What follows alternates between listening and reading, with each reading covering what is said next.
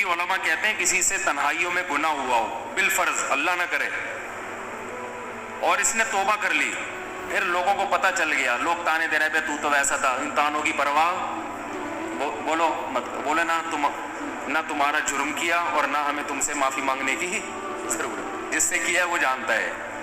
لوگوں کو نہیں لفٹ کرایا کرو زیادہ، کیونکہ لوگ اس چیز کو مسلط کر لیتے ہیں۔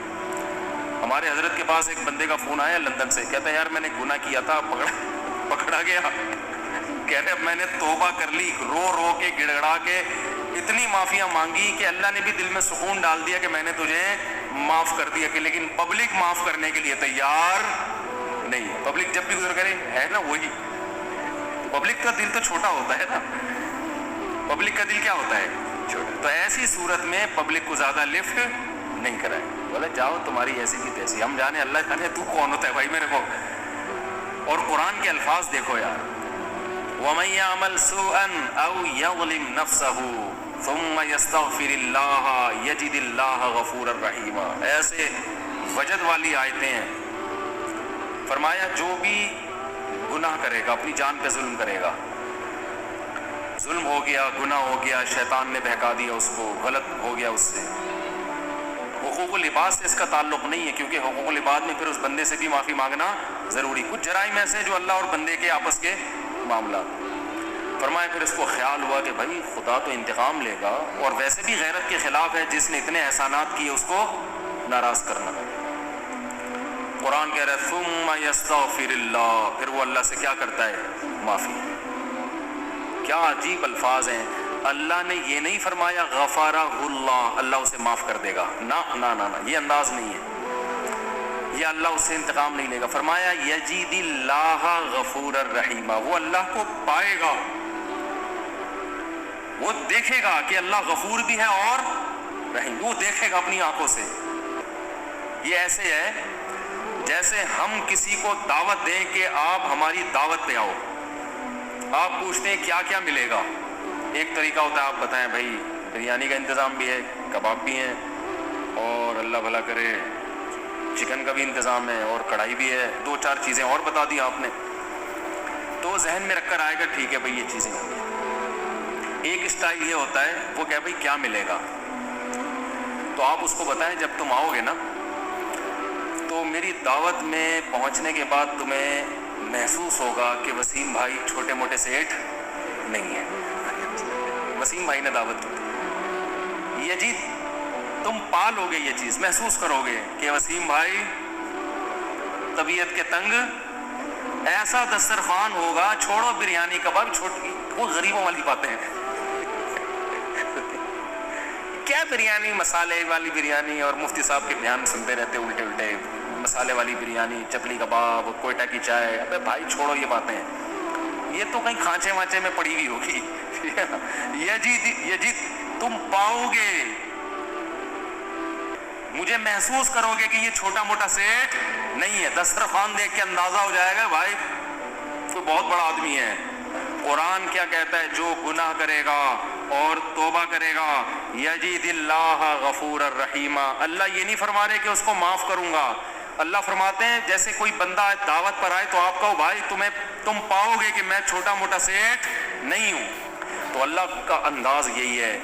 فرمایا تم سے کتنا بڑا جرم ہو جائے، کتنا بڑا جرم، یہاں تک کہ نبی نے فرمایا کہ اللہ فرماتے ہیں یا عبادی لو بلغت ذنوبک عنان السماء، تم نے گناہ کرتے کرتے کرتے کرتے زمین آسمان کے خلا کو بھر دیا، اتنے گناہ ہو گئے، ثم استغفرونی، پھر ایک دن تمہیں خیال آیا یار یہ غلط ہوا ہے، یہ نہیں ہونا چاہیے تھا، رب کو منانا چاہیے، بالآخر اس کا انجام برا ہے، گناہ کی سزا ملتی ہے، تو آپ نے ہاتھ اٹھا کے اللہ سے معافی، کسی اور کے در پہ نہیں گئے، کسی کی پرواہ بھی نہ کرو کون کیا کہہ رہا ہے، اللہ سے معافی مانگی۔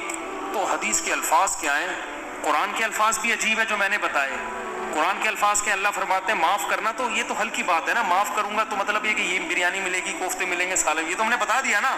اللہ فرماتے ہیں توبہ کر کے دیکھ تو اللہ کو غفور اور رحیم پائے. غافر نہیں، راحم نہیں، غفور مبالغہ ہے. تو اللہ کو محسوس کرے گا کہ تیرا رب چھوٹا موٹا معاف کرنے والا نہیں ہے. رحیم کا مطلب بہت رحم کرنے والا ہے.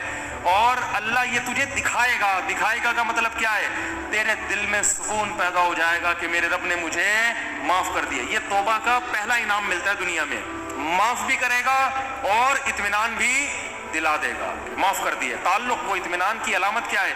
اللہ سے جو تعلق ٹوٹا ہوا تھا وہ آپ کو جڑا ہوا محسوس ہوگا.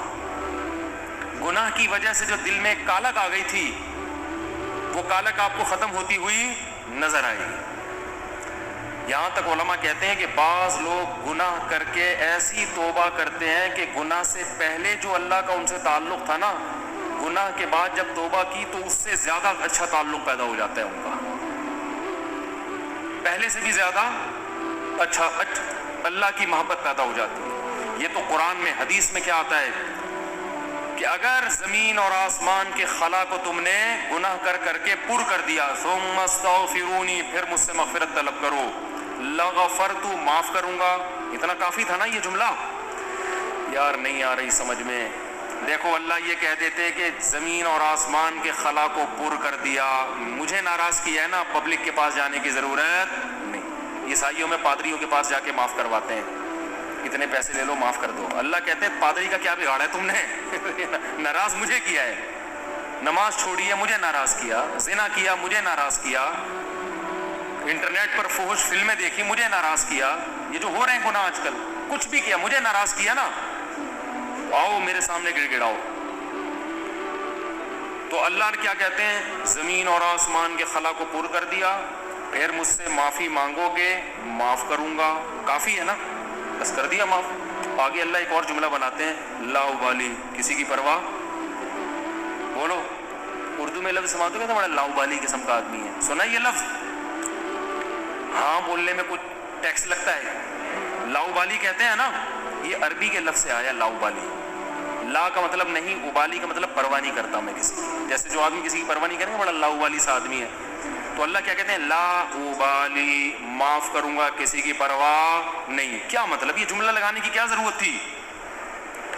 جملہ اس لیے لگایا جا رہا ہے کہ بہت سے نیک لوگوں کو اعتراض ہو سکتا ہے، اے اللہ اتنے سارے گناہ سیکنڈوں میں معاف. یہ بات ہماری کھوپڑی میں بولو نہیں، کچھ تو تھوڑی سی ہوتی. جیسے ایک بیٹا نافرمان ہو، 20 سال باپ کو ستاتا رہے. اب باپ کو زندگی بھر ستایا اس کو. باپ نے کہا ایسی کی تیسی ہے، ابھی دیکھتا ہوں میں جائیداد سے آپ کر دوں گا، میں یہ کر دوں گا. باپ بوڑھا ہو گیا، مرنے لگا ہے بھائی، اب جائیداد کی تقسیم کا وقت آ رہا ہے، اور اب یہ گیا، اس کو پتا ہے کہ اب تو سارا معاملہ خراب. زندگی بھر ستاتا رہا. آخر میں آ کے ابا سے کہتے ہیں ابا I am very very sorry. ابا کہتے ہیں چل جا، معاف کیا. دوسرے بیٹوں کو آئے گا نا غصہ، ہے بھائی ابا یہ کیا، یہ تو آپ کے رحم دل ہونے سے ناجائز فائدہ اٹھا رہے ہیں بھائی، ابھی آپ کے جانے کا وقت ہے، اور یہ آ کے سوری کر کے چلا گیا. تو ابا اگر ابا ہوں گے تو آپ دوسرے بچوں کو کیا بولیں گے؟ باپ تم ہو یا میں ہوں؟ کیا خیال ہے؟ باپ تم ہو یا ٹھیک ہے تمہارا مشورہ ہے، میں نے سوچ لیا. باپ بہرحال کون ہے؟ میں، میری مرضی، میری جائیداد ہے، میری میراث ہے، میں کسی کو بھی نہ دوں، میں صدقہ کر دوں، جاؤ. لیکن انسان کا اتنا ظرف ہوتا نہیں ہے. اب اللہ پر تو موت واقع نہیں ہوگی، لیکن انسان پر تو موت واقع ہوتی ہے، اور موت کے بعد رحمت کے چانسز ختم، توبہ کے دروازے بند. ساری زندگی گناہ کرتا کرتا اب موت سے پہلے اللہ سے کیا کہہ دیتا ہے؟ آئی ایم سوری، معاف کر دے. تو اللہ کہتے ہیں کہ میں معاف کر کے، آگے پہلے ہی بتا دیا کہ کسی کو اعتراض کرنے کا حق. اللہ کو پتہ ہے بہت سارے لوگ آئیں گے، یا اللہ یہ کیا، یہ کیا اتنے سارے گناہ ہو رہے ہیں اور اس نے معافی اور 1 سیکنڈ میں معاف. یہ تو تیری حکمت کے خلاف ہے، یہ تو مصلحت کے خلاف ہے، یہ تو یوں ہے، یہ تو ناانصافی ہے. اللہ کہتے ہیں بولنے دو، مجھے پرواہ، بولو نا. نہیں ہے، تم نے تھوڑی جہنم بنائی ہے، میں نے بنائی ہے. نافرمانی اس نے میری کی، معاف کرنے کی طاقت مجھے ہے، تو میں جس کو چاہوں معاف کروں. تمہیں کیا تکلیف ہو رہی ہے؟ تم اپنی بات کرو مجھ سے، کہ تمہیں کسی جرم کے بغیر میں سزا تھوڑی دے رہا ہوں. یہ جو الفاظ ہیں نا لا ابالی، یہ بڑے زبردست الفاظ ہیں. مجھے اس پر اکثر ایک چٹکلا یاد آتا ہے، وہ میں ہر بیان میں جب بھی اس حدیث کی تفسیر کرتا ہوں وہ سناتا ہوں کہ اس کی مثال کیسے ہے. اس کی مثال ایسے ہے، یہ جن لوگ پہلے سے بیان سن رہے ہیں انہیں یہ واقعہ سنا ہے، نئے نئے لوگ بھی آ جاتے ہیں نا. پرانے والے اصل میں اعتراض کرتے ہیں یار وہ کسے پٹے کس سے بار بار سنا سنا کے نا تھک گئے ہم. تو بھائی آپ کے لیے کسے پٹے، نئے نئے لوگوں کے لیے کوئی مارکیٹ میں نیا آئے گا تو بتائیں گے ہم، اب آ ہی نہیں رہا. تو وہ ایک اونٹ، ایک بیل اور ایک دمبا، یہ بس واقعہ سنا کے بیان ختم کرتا ہوں، کچھ چند سوالات کے جواب دینے.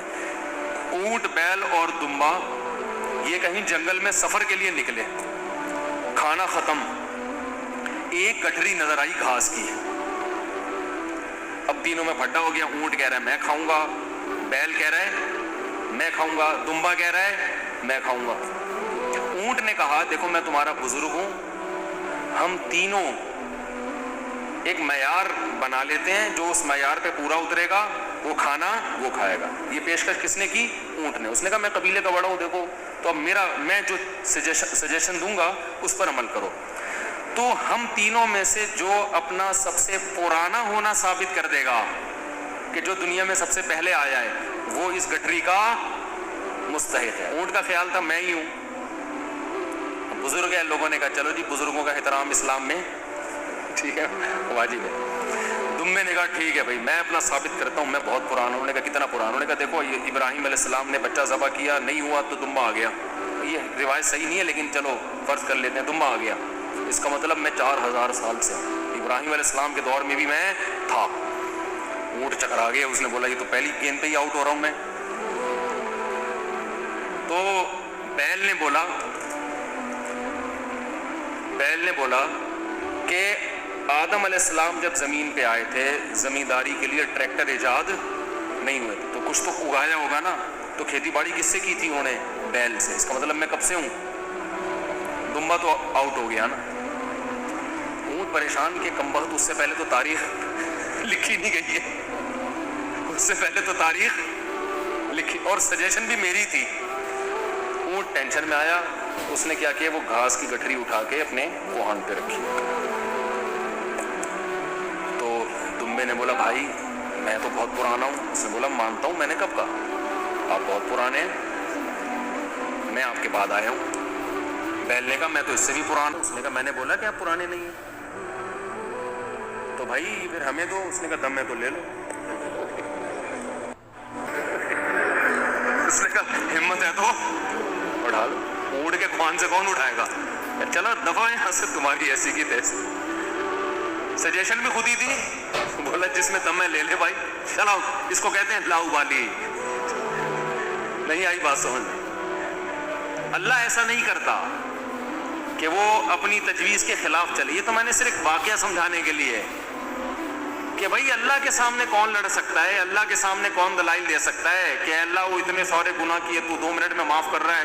اللہ کہتے ہیں جو جس نے دلائل کے امار لگانے ہیں نا پہلے لگا کے رکھے، کتابوں میں لکھے، پورے رسالے لکھ دیں. میری نظر میں اس کی کوئی ویلیو نہیں ہے کیونکہ خدا میں ہوں تم نہیں ہو. نافرمانی میری کی ہے، تمہیں کیوں تکلیف ہو رہی ہے؟ یغفر لمن یشاء ویعذب من یشاء. جس کو چاہوں گا معاف کروں گا، جس کو چاہوں گا عذاب دوں گا. یہ اللہ نے اپنے ہاتھ میں رکھا ہے تاکہ جب کوئی گناہ کرے تو گڑگڑائے کس کے سامنے؟ اللہ کے سامنے. ہمیں پتہ ہے کہ اللہ کے سوا معاف کرنے والا کوئی بھی نہیں ہے. معافی کا اختیار اللہ کے ہاتھ میں، سزا کا اختیار اللہ کے ہاتھ میں. تو میں اس لیے کرا رہا ہوں کہ مخلوق کو زیادہ لفٹ کرانے کی ضرورت نہیں ہے. لوگ مجھے کہتے ہیں ہم سے گناہ ہو گیا، فلاں نے کہا یوں ہے یوں ہے. میں کہتا ہوں بھائی تو بولے تو کون ہوتا ہے؟ تو میرا باپ ہے، تو میرا ماموں ہے، تو کیوں پوچھ رہا ہے؟ میں جانوں اللہ جانے، تیرا کیا مسئلہ ہے بھائی؟